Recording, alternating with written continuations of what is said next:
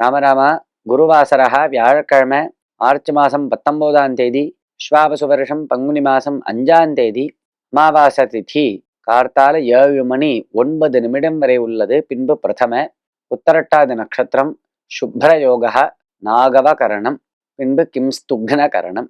இன்னைக்கு உகாதி பண்டிகை, அதாவது தெலுங்கு வருஷ பிறப்பு. ராகு காலம் மதியம் 1:30 மணி முதல் 3 மணி வரை, யமகண்டம் காலை 6 மணி முதல் 7:30 மணி வரை. ஆலயங்களில் பஞ்சாங்கம் வாசிக்கும் வழக்கம் உள்ளது. அதை கேட்பதனால் என்ன பலன்? பஞ்சாங்கத்தை சிரவணம் பண்றதுனால என்ன பலன் அப்படின்னு நல்ல கேள்வி. திதேஷ்ட ஸ்ரீயமாப்னோதி பாராத் ஆயுஷ்யவர்தனம், நக்ஷத்ராத் தரதே பாபம், யோகாத் துரோக நிவாரணம், கரணாத் கார்ய சித்தி சாத், பஞ்சாங்க பலமுத்தமம் அப்படின்னு. இன்னைக்கு இந்த திதி அப்படின்னு நாம் தெரிஞ்சுட்டோம்னா நம்மளுக்கு ஐஸ்வர்யம் வருது, பணம் வரும், லாபம் வரும், வர வேண்டியதான பணம் வந்து சேரும். வாராத் ஆயுஷ்யவர்தனம், இன்னைக்கு இந்த கிழமை அப்படின்னு நாம் தெரிஞ்சுக்கணும். தெரிஞ்சுண்டா ஆயுசு விருத்தி ஆகுது அப்படின்னு சொல்றது.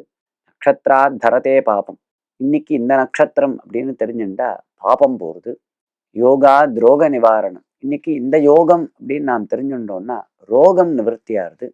கரணாத் கார்ய சித்தி சாத், இன்னைக்கு இந்த கரணம் அப்படின்னு நாம் தெரிஞ்சுட்டோம்னா நம்மளுக்கு காரியமானது, நாம் நினைத்த காரியமானது சித்தி ஆறுது அப்படின்னு சாஸ்திரம் சொல்றது.